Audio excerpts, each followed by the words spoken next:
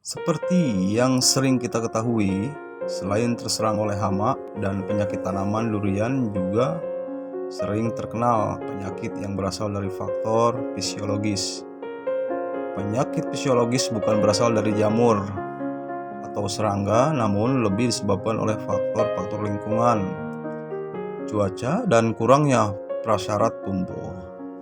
Jadi salah satu jenis penyakit fisiologis yang sering menyerang tanaman durian adalah pucuk daun kering. Tanaman durian yang terserang penyakit ini ditandai dengan mengeringnya bagian ujung daun dan di pinggir-pinggir daun berwarna coklat.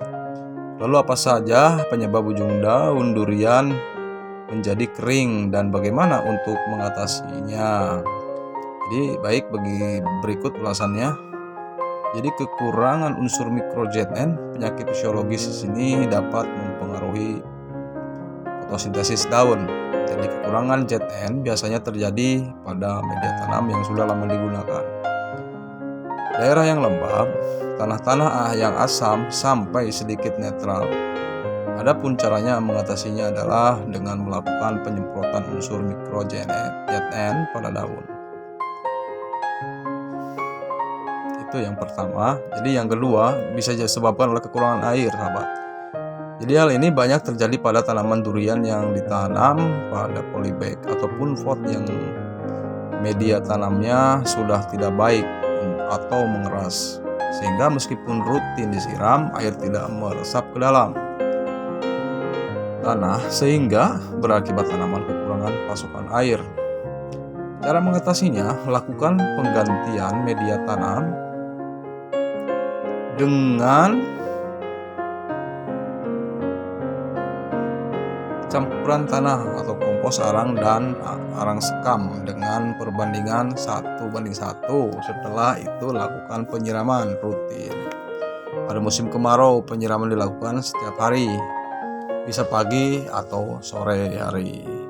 Pada musim hujan, penyiraman hanya dilakukan apabila tanaman terlihat kering setelah kebutuhan airnya kurang meresap.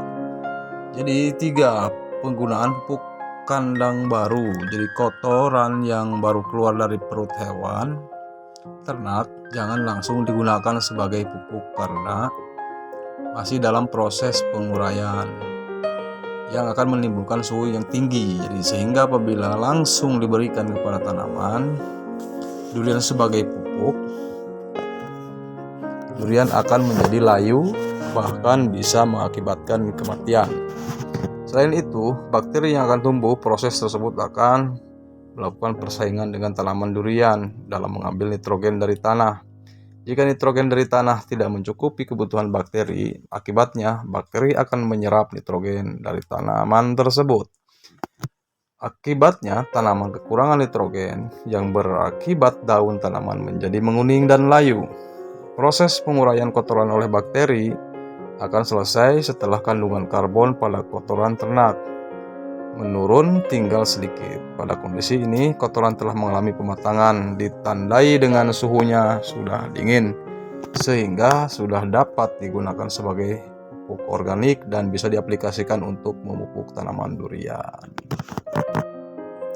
Akan saya jelaskan kembali, jadi salah satu jenis penyakit fisiologis yang sering menyerang tanaman durian adalah pucuk daun kering. Tanaman durian yang terserang penyakit ini ditandai dengan mengeringnya bagian ujung daun dan pinggir-pinggir daun dan berwarna coklat.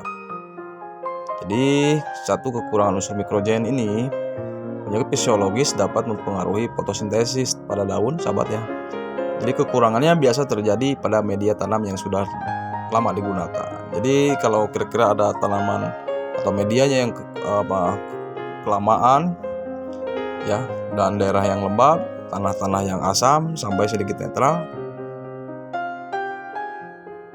bisa diatasi dengan cara melakukan penyemprotan unsur mikro-ZN pada daun langsung.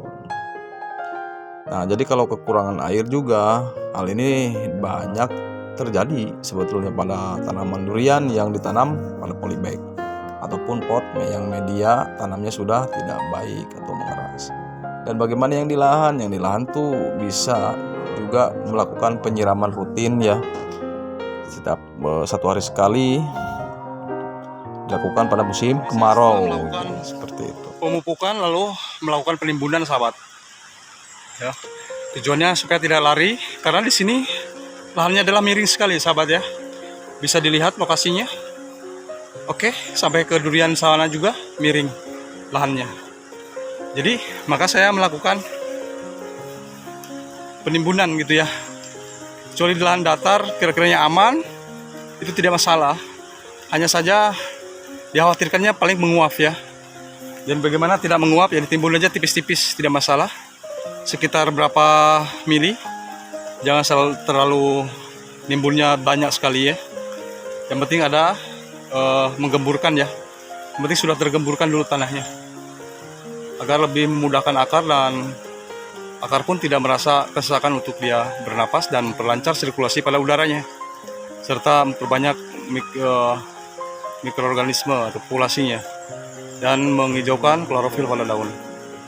Oke, terima kasih. Simak terus videonya sampai dengan selesai. Dan ini durian duri hitam yang 3 hari kemarin saya tanam ya sahabat. Dan alhamdulillah ini sudah mengeluarkan trubus baru. Kalau memang pola tanamannya yang betul, insya Allah tanaman juga tidak akan stagnan dan akan langsung dia subur ya.